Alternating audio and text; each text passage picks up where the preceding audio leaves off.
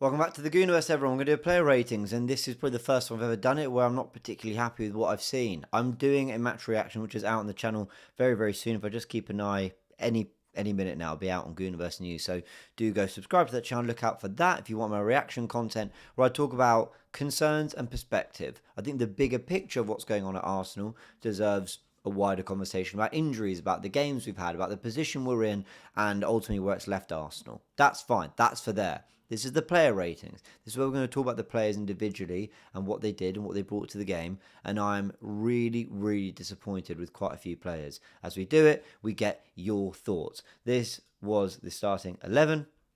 As you can see it there, Ben White obviously started at right back because of the Mosquera injury, which meant Timber had to play at centre back. We obviously had Odegaard, Zubimendi and Rice playing in midfield for maybe the third at best time this season, with Saka up in the front through Marino and Eze, the rest largely sort of unchanged, obviously Eze coming to the left. So we're going to talk about that in a bit of detail. Trossard and Gyökeres came on at half-time. We saw Martinelli come on. We saw Lewis Skelly come on. And I think Madueke came on too. That was it. So we'll talk about all of that. But as we do it, I want your help doing it. And we're going to have an honest, as you can see from the title of this video, we're going to have an honest conversation about a lot of these players. And that's not because there's kind of been one defeat and suddenly I want to pretend none of them are very good. That's not what we're doing here. But an honest conversation about where they really belong in the hierarchy of this team, how much more we need from them, what the expectations are for getting over the line in a Premier League campaign. That's what I want to do, and I want your help doing it as well. So, while you're all here, you let me know your thoughts in the comment section. You give me your ratings. And we're going to have, I have a feeling there's going to be a lot of debate in the comments and between me and the comments already. Odegaard isn't good enough. What does he do?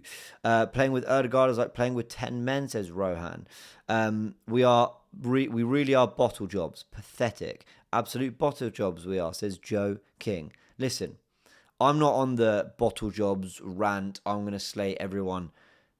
I'm not in that business because I don't believe that's what we saw today. So if you want that kind of content, that's not what I'm going to give you today. I'm going to be what I believe is critical of the players, but in what I see as a fair reflection of their performances for this game alone. We're going to talk about the wider stuff, like I said, for the Premier League, but I think we've got to be fair. And I think saying things like we're bottle jobs, we're pathetic, I don't agree with that whatsoever. I think that's incredibly harsh for a team that have just lost their first Premier League game away at Villa Park, where Man City lost as well not long ago. That was our first defeat since we lost at Anfield on the 31st of August. So no, I'm not going to completely throw in the towel with this team.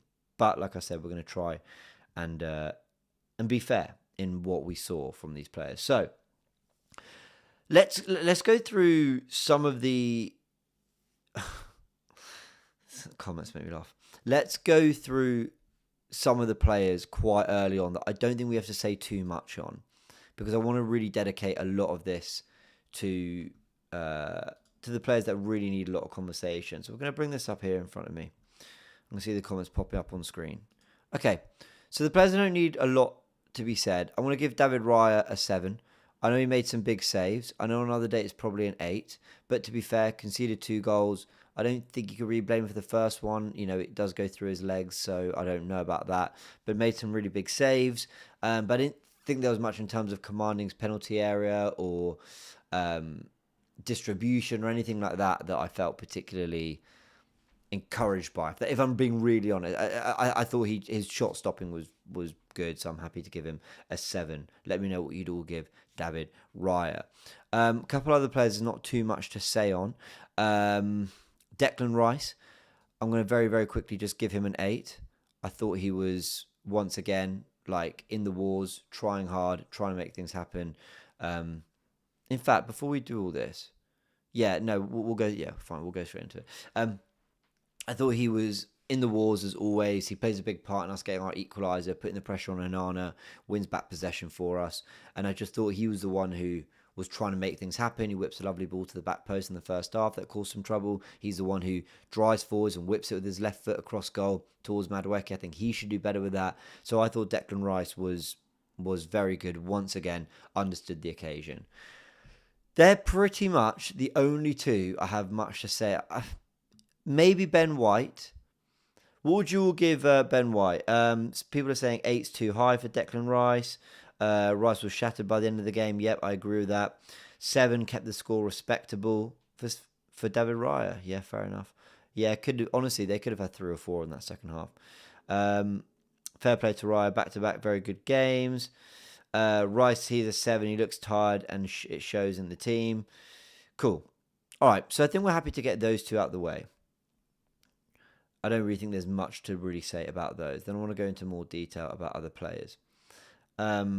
Atlantic Zoo, thank you for your super chat. We'll go into that in a little bit. I think it's about Eze, so I'll wait for that at the Eze part of the chat. Okay, so a couple other players I want to go through quite quickly. Urin Timber gets a 7. Do you know what? I'm starting to think. No one's an 8 on a day we lost. So I'll agree. I'll bring Declan Rice down to a 7. And I'll bring Timber down to a 7. I think those 2 can largely be really impressed. That can be very happy with their performances. Now, the centre-back, right-backs thing is something I was posting about a lot in the build-up to this game. And it's something that I talked about a bit with Sharoy, I think. I might be wrong. When we line up like this... let me get this right. When we line up like this, with Ben White centre-back and Urin Timber right-back, I personally feel that this area of the pitch is locked off. I don't think teams are going to have joy against Urin Timber because I think he's one of, if not the best, 1v1 defender, 1v1 dueler in football. He's one of them for sure. And I think you protect that side of the pitch a lot more when Timber's there. But I also think you get better passing lanes from Ben White from centre-back. And it's not just into Erdegaard or out to Timber or over to Rice. But I think it's this pass over the top to Bukayo Saka. I think we unlock that right-hand side a little bit more when that pass is on. Now, to be fair, and let me just, sorry, give me 1 second. Put this on not on Do Not Disturb, so you guys aren't getting... Well, so I'm not getting messages throughout. Cool. So that ball out to Saka, to be fair, I think is on when we've got someone like White distributing at centre-back a little bit more. Now, to be fair, you could talk about White doing that from right-back, but I felt at right-back he was doing an overlapping job. Now, to be fair, that helped the team too, don't get me wrong. But, yeah, I just think that is a better use of the defenders. Having said all that, though, right, let's bring that forward. I thought Timber was brilliant at centre-back. I thought he had a really, really, really good performance. It's a shame that he's kind of on the side that conceded 2 goals because I actually thought he did a really good job. He was very tight to Watkins, but mainly Rodgers as well. I thought they had quite a good battle. I thought he was ground dueling brilliantly. Often in the first half, our press was working because of him stepping forward. So I think defensively, it kind of helped. And yes, Ben White offered options and offered a degree of, we got these 3 back. 1, 2, 3. That, there we go. How do I close that? There we go. We got that trio working together again, which was good to see. But I don't think it really worked that much. I mean, I know we combined well on the right-hand side for the equaliser. But I just think there's a better balance when it's White at right-back and you shut off the channels by having Timber at right-back. And I just felt that in the channels we were getting dominated, if I'm really, really honest. But again, hindsight's a wonderful thing. Timber did well at centre-back, to be fair. So, those are the players I mainly want to talk about. What are you all giving Ben White? Let me know. Wow, some of you are being really harsh on Timber. 6-5? No, you guys are being really harsh. No one's above a 7 in my opinion. 6 for White. Some are saying Ben White a 7. 9 says Ben White 2 out of 10. Highest loss of possession of all our defenders. I think that's harsh. People are going in on Nkapie. Mentality issue, James. I talk about mentality issue actually on my video, which still isn't ready to go out, so I'm sorry about that. It'll be out soon. Okay, interesting. Yeah, so I want to give Ben White a 5. I thought he was fine, but I don't think he really shut out the channels in the way you'd hope, so I'll give him a 5. Cool. Other players I want to talk about. We're going to go into them. Nkapie, it's a 5. And the only reason it's not more than a 5 is because of that moment at the end where he could just blast it down the line. He's taken a heavy touch. He's got it wrong. I know he's not meant to. But it's still poor from Nkapie, if I'm really honest. I still think there's certain moments in the game where you need to know, focus, lock in. This is an important moment of the game, and he's got it wrong. We're in the last minute of the game. You've got in front of your defender. You've covered well, or in front of the attacker. You've covered well. Take a touch, boot it down the line, or just do something better than what you did with it. And it leads to us defending an attack really deep into our half, and we eventually concede from it. He's not the only one. Lots of things went wrong. There were missed tackles, there were missed blocks, there was things that resulted in that goal going in the back of the net. But I did feel that Nkapie had a slightly frustrating moment there. I felt he was twisted and turned a few times by Ollie Watkins in the first half, which I didn't like. But he did do some good stuff defensively too. He's a good player. He's very good cover. I actually think he's a future left back, if I'm really honest. I don't think he is a... I don't think he's a right back in this team. I don't think he's a centre back like long term. I think left back is where he'll play more of his football. But yeah, I mean, ultimately, when you've played a part like that, that's led to a goal, you're not going to get a particularly high rating. Give me 1 sec, people. I just need to fix something on my end. Let's see if I can do it. Yeah, all good. Just fixing something on the iPad I'm using. Cool. All right. I'm back into play. Ratings fair so far. Thought White was a 6 out of 10, but 5's okay considering the attacking threat was non-existent. That's from Turkish. I'd read the comment. I read the comment before even realizing it was from Turkish. Big up Turkish. But 5's okay. Yeah, cool. Well, stick around, Turkish. I'd love your ratings on the others as we go through this. And everyone else, let me know as well. So, the other players I want to talk about, in particular, Zubimendi, I'm giving him a 4.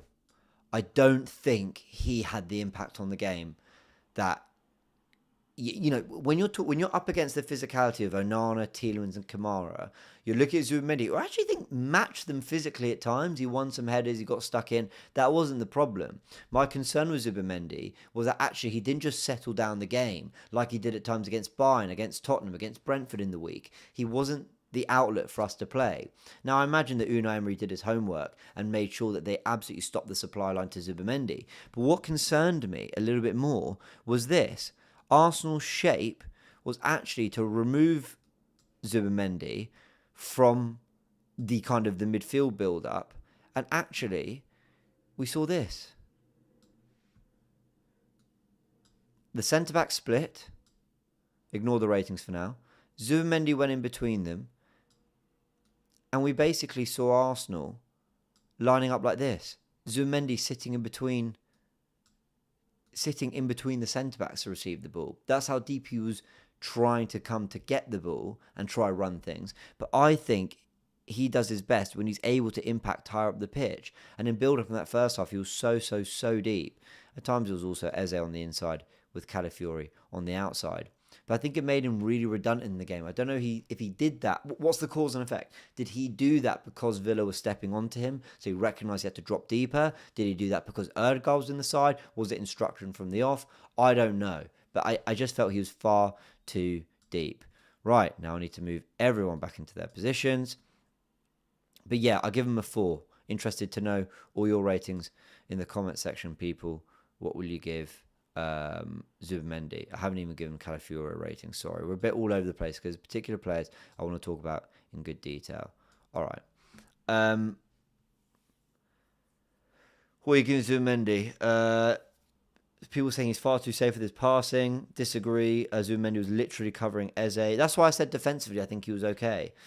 Zubimendi was playing left back, right back, everything but a 6. Yep, agree with that. 4's a bit too harsh, although Elna gives him a 4. Omar thinks it's too harsh.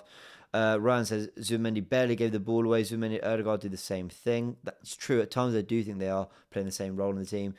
Zubimendi 5. Ødegaard coming into his space. Yep, no way Zubi 4 if White and Nkapie are 5s. Zubimendi 5 because he was quiet. Cool. Okay. I'm going to give him a 4. I thought he was below what I would have wanted to see from him. If I'm honest. So, yeah, I'm sticking with the 4. Calafiori, A 4 for Calafiori.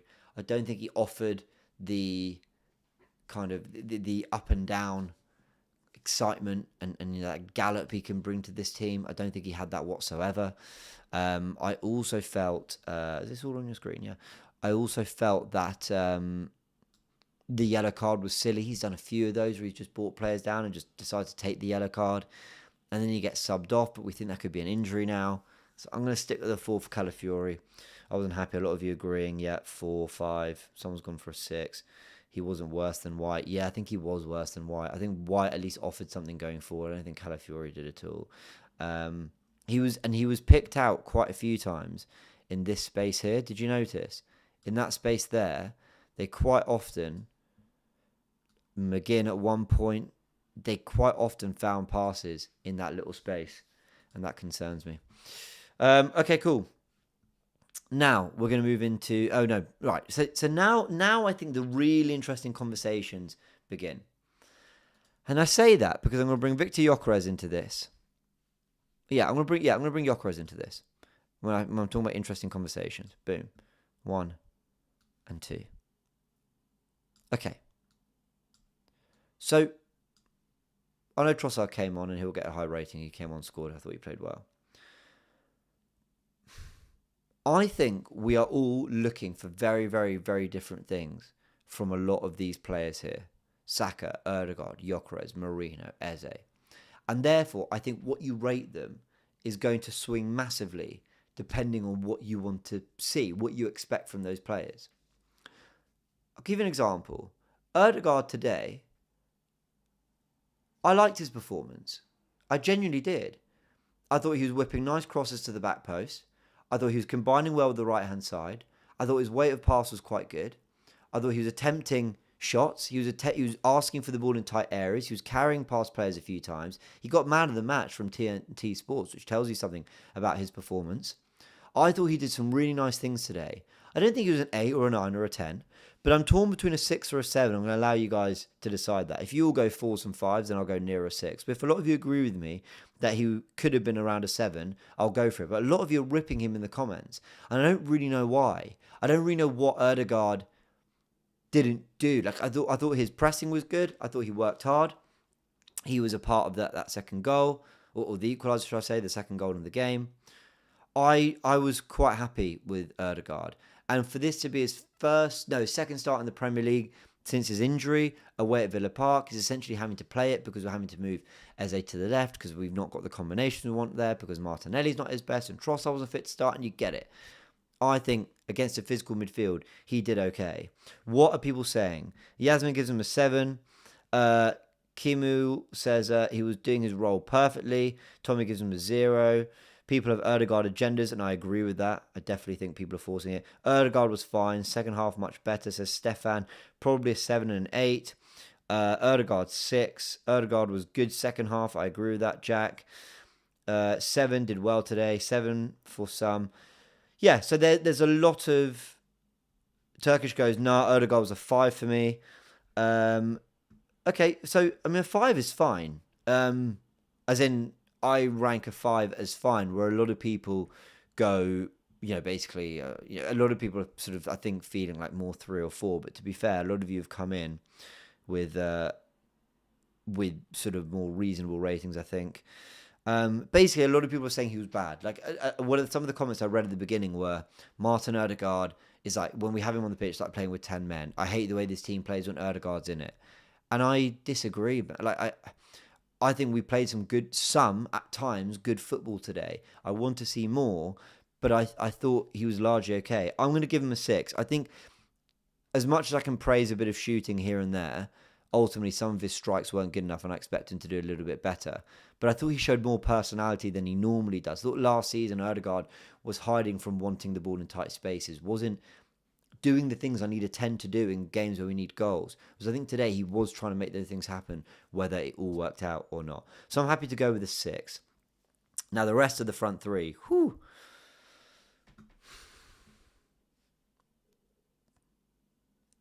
I think the lowest rating I'm ever going to give.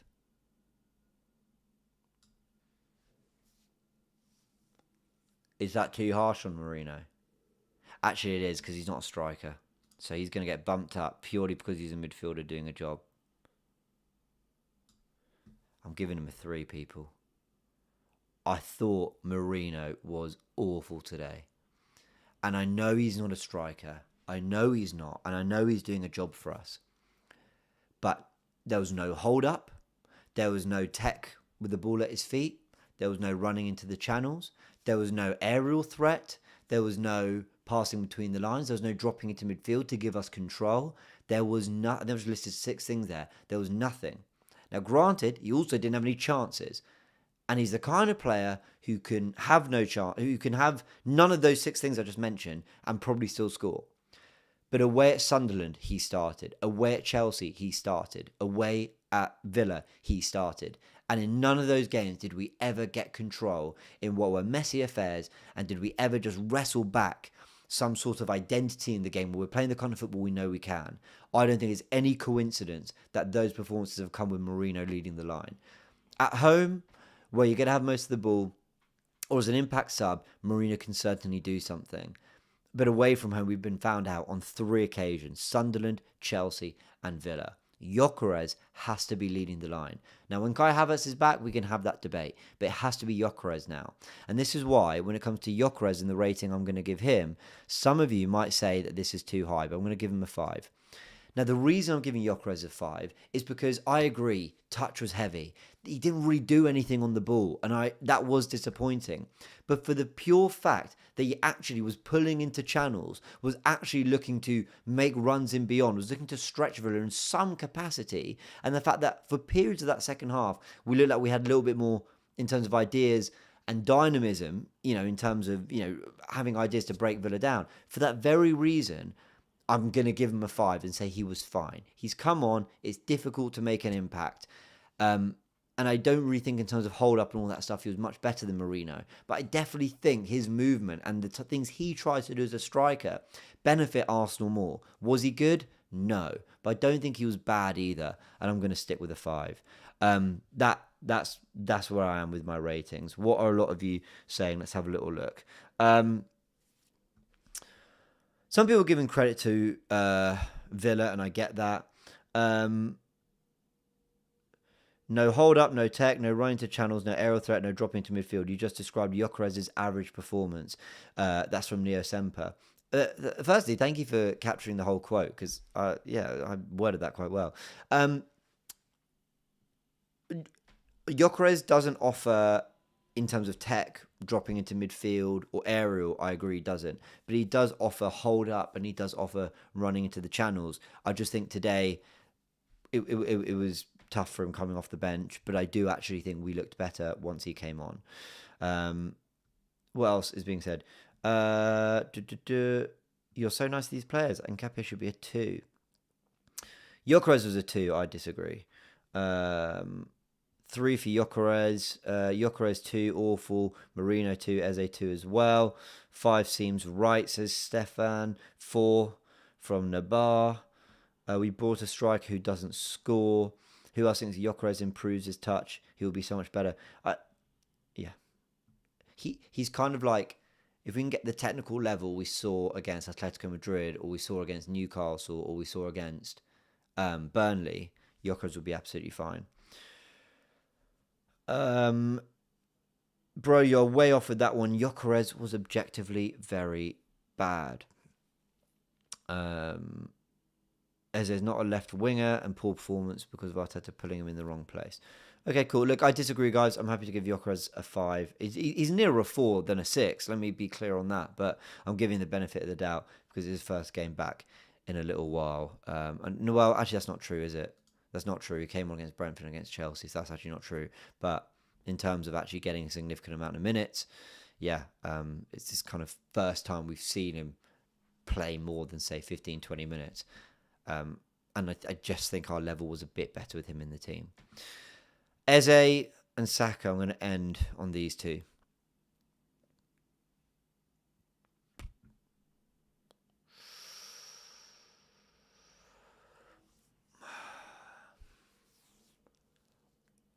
I want to give... This is so difficult.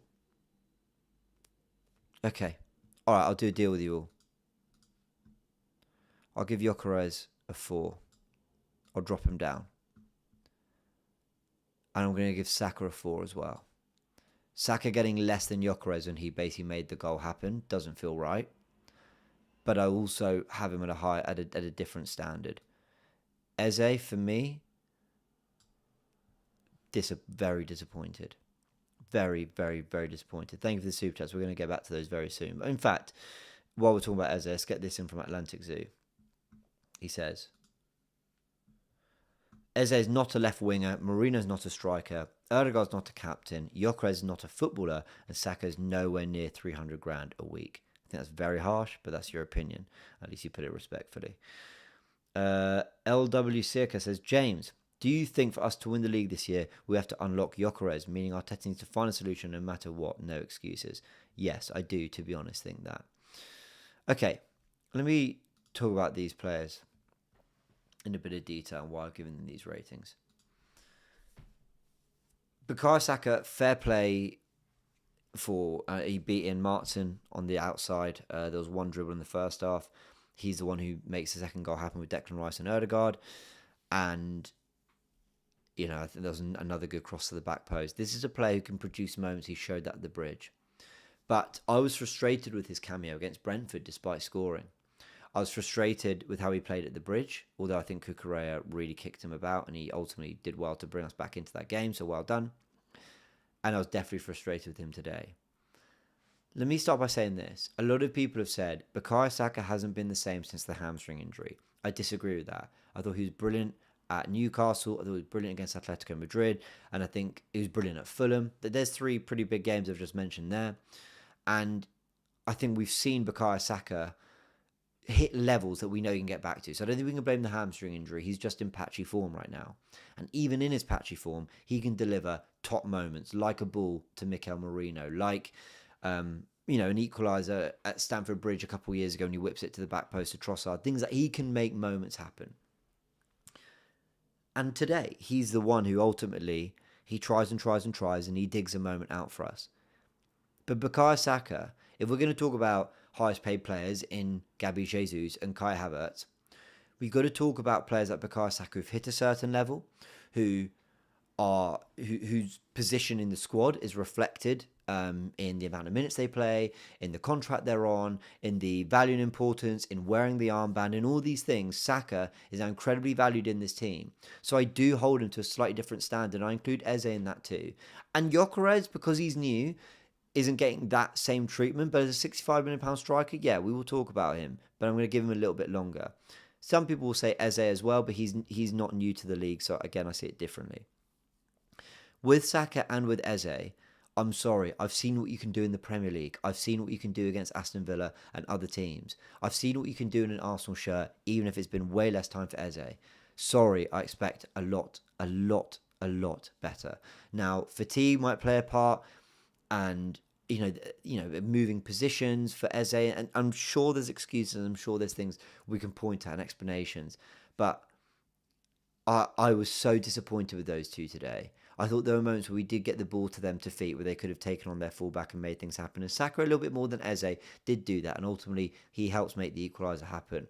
But I was so disappointed with the front 3, whatever it looked like. Martin came on and had no real impact. Trossard came on, we may as well get Trossard's rating in there. Trossard gets a 6 for getting the equaliser, basically. Actually, I'll give him a 7. I'll give him a 7 because he actually did well to get that equaliser. I actually thought he looked quite bright when he came on. But I just wasn't remotely enthused by what the attackers did all game. And I'm sorry, Eze, I rate so highly as a player. I think when everyone's at their best, I think he's one of our best players. Bukayo Saka I rate so highly. I felt they were so disappointing today, if I'm really, really honest. And that's it. Those are my ratings, people. I mean, who else came on? Should we do the rest just for the fun of it? Madueke, Lewis Skelly. Who else came on? Martinelli. All right, let's get these on. Madueke, Lewis Skelly, and Martinelli. We'll put him there. Martinelli, we didn't really see much of him, so I'll just give him a standard 5. Calafiore, Lewis Skelly, again, didn't see much of him. I'll give him a standard 5. Madweke, I was a bit disappointed with his end product and a bit of dribbling there. So I'll give him a 4. No real impact from him. But maybe that's probably a bit harsh. I think he should have done better with that moment at the very end of the game. Arteta, we lost, so a 4. But I don't really think I can blame him too much for what's happened. What are you all saying about all those players? Let's read some final comments and go into the super chats. I think there's a comment from Turkish. Let me see. Saka 4, Gyökeres 2, Eze 2. Interesting. So I agree with you on Saka. Eze, I'm 1 above, and Gyökeres, yeah, you thought he was terrible, which a lot of people agree with. Fine, cool. Saka 4 is fair, below his standards, and that of a vice captain and a winger, where we are going for a title. James, I think your rating is based on you being frustrated with Saka rather than measuring him against the rest of the pitch. He was a 5 or 6 today. I think with all these players, I'm measuring them up to a degree up against what I know they're capable of and what I'm expecting of them and where I felt the attacks broke down. So sure, Bukayo Saka, might have been more productive than Zubimendi, for example. But I don't really think we lost the midfield battle today per se. I think there were plenty of moments where we had control of the ball and moved it around, but we were not productive enough in the final third. So it's based on a few things, and I hear what you're saying. Lots of ratings coming through. I think loads of you agreeing with Trossard being a 7, which is fine. Eze in the second goal should have done better. I agree. In fact, that probably marks him down even more. It probably is a 2 because he gets done on the goal. But I'm going to be nice and give him a 3. All right. I think we're there, people. I think that's pretty much all I've really got to say. On these players, really. They disappointed me today more. I feel more disappointed about the players than I do about the kind of the collective and where Arsenal are and the wider perspective and conversation around this team. The individuals disappointed me more than the actual sort of state of Arsenal's season, if that makes sense. Final super chats. The Donut says, so jarring listening to Big Six. What? Turkish show. So jarring listening to him trying to say how good Mourinho is. He has strengths, but the guy's a poor footballer, and the diving is disgusting. The diving is winding me. It's winding me up so much. He does it all the time. He goes down so easily. He rolls around. It's really starting to wind me up from winding. It's winding me up as well from Mikel Mourinho, especially when he's not giving us anything in terms of the rest of the game and contributing to the play. But he's a clutch finisher. I'll give him that. Jamal says, there's a section of the fan base that are way too lenient on Gyökeres. He hasn't reliably or consistently held up the ball. He's always on his toes in the box. I'm willing to give him some... I'm willing to be lenient on him because I see things I'm encouraged by when it comes to Gyökeres, but admittedly we haven't seen that since his injury. Saka as bad as Gyökeres. What are we watching? All right, give him a 3 if you want then. Yeah... The point, Mike, thank you for the super chat. I appreciate it. But ultimately, cool. I'll mark Gyökeres down 1 more. I had him at a 5. We'll go 3. But, ultimately, I thought we played a little bit better when Gyökeres came on, so I had him a bit better than Mourinho. But I hold Saka at a different level to Gyökeres. And if a lot of you thought that Gyökeres was going to come in and be the answer and fire us to the title, then that's on you. I never thought that was the role he was going to play in this team. I was never that convinced by him, but I've seen more that I'm liking than I expected to see from him. All right, we're going to leave it there, people. My voice is starting to go. Those are my ratings. Bit of a messy one. It always is when it's kind of an emotionally charged game and match reaction. Match reaction should be out soon. It's still processing in the back end. I'm going to get that on Goonerverse News now. Those are my ratings. I'm frustrated, but we just got to keep it moving. The players were not at it today. They weren't in terms of their technical quality, in terms of their game plan, in terms of mentally having what it takes to deal with this kind of game, and maybe there was fatigue there. But I think they tried. I definitely think they tried.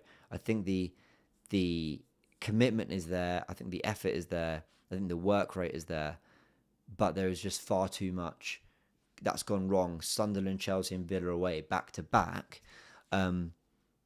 For it to just be kind of ignored and brushed under as like, oh, another bad day at the office. No, that's now a bit of a trend. How do we solve it? Oh, I'll leave it there. I don't really know what more to say, people. Difficult to analyse. I think I need to sleep on this a little bit and then come back with a video on Monday, breaking down where I really think Arsenal can improve. Thank you all for joining the player ratings. I really appreciate all tuning and helping with the ratings. Be up to Turkish in the comments as well. Thank you for all your super chats, and the match reaction will be out very, very soon. All right, catch you in a bit.